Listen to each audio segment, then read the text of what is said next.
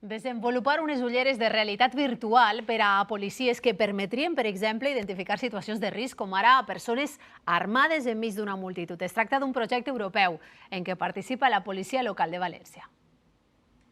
En búsqueda hacia adelante. Ya.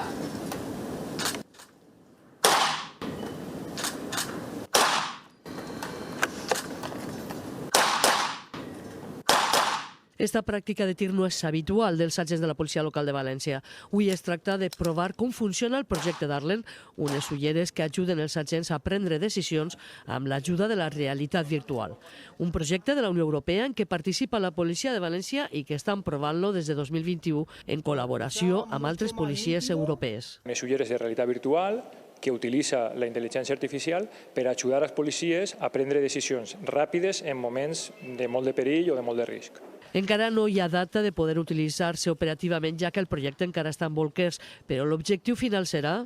Lo idóneo sería la utilización para cuando se realizan actividades de riesgo por parte de la policía, estas actuaciones nocturnas en contra del botellón. 30 agents han provat aquestes ulleres. En un futur es vol que el sistema informàtic arreplegui la informació de totes les càmeres i drons disponibles i traduïsca la informació a les ulleres. Sabem que hi ha una habitació a l'altra banda i n'hi ha persones dins. Nosaltres podem saber en quina posició està cada una d'aquestes persones i si n'hi ha alguna que, per exemple, té una arma.